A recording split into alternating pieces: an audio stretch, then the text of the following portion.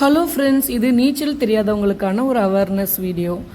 நிறைய பேர் நீச்சல் தெரியாமல் ப்ராப்ளமில் மாட்டிக்கிட்டவங்களை விட அந்த மாட்டிக்கிட்டவங்களை ரெஸ்கியூ பண்ண ஹெல்ப் பண்ண போனவங்களும் சேர்த்து மாட்டிக்கிற விஷயம் நிறைய நம்ம பார்க்குறோம்.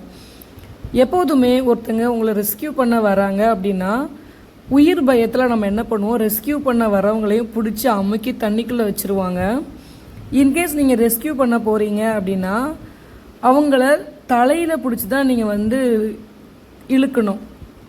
கை பிடிச்சி கால் பிடிச்சி நீங்கள் இழுத்தீங்க அப்படின்னா அவங்க கண்ட்ரோல் இருக்க மாட்டாங்க. நீங்கள் அவங்களோட தலையை தான் பிடிக்கணும். நீங்கள் ரெஸ்கியூ பண்ண போகும்போது அவங்க நம்மளை பிடிச்சி அமுக்குறாங்களான்னு நீங்கள் செக் பண்ணணும். கண்டிப்பாக அவங்க அமுக்குவாங்க. ஏன்னா நீச்சல் தெரியாதவங்களுக்கு ரொம்ப பயம் இருக்கும்.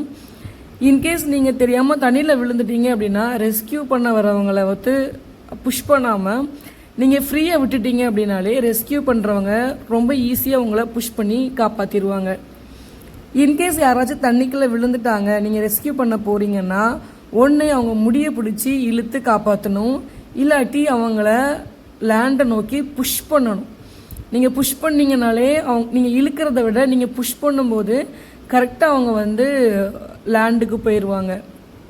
முடிஞ்ச வரைக்கும் உங்களோட குழந்தைங்களுக்கு நீச்சல் சொல்லி கொடுங்க.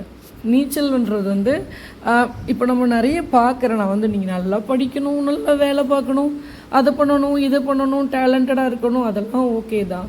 பட் லைஃபுக்கான பேசிக் ஸ்கில்ஸ் அதை விட நிறையவே இருக்குது. ஸோ உங்கள் குழந்தைங்களுக்கு ஸ்விம்மிங் சொல்லிக் கொடுங்க.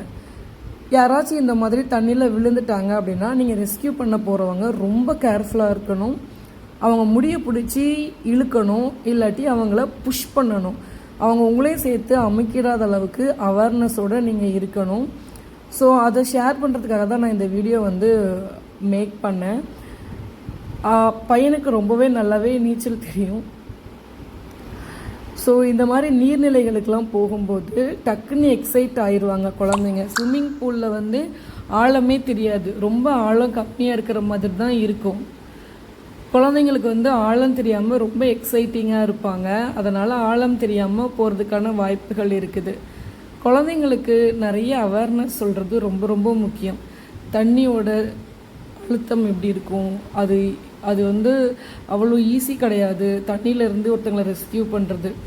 இந்த மாதிரி நீங்கள் தண்ணிக்குள்ளே மாட்டிக்கிட்டிங்கன்னா லைட்டாக இந்த மாதிரி படுத்துட்டு கொஞ்சமாக கை கால் ஆட்டினாலே நம்ம மூழ்கி போக மாட்டோம். இந்த மாதிரி சின்ன சின்ன விஷயங்கள்லாம் தெரிஞ்சுக்கிட்டோம் அப்படின்னா எங்கேயும் ஒரு இடத்துக்கு போகும்போது தைரியமாகவே நம்ம குழந்தைங்களையும் அனுப்ப முடியும். ஸோ நீச்சல் தெரியாதவங்களுக்கு இது ஷேர் பண்ணுங்கள். தேங்க்யூ.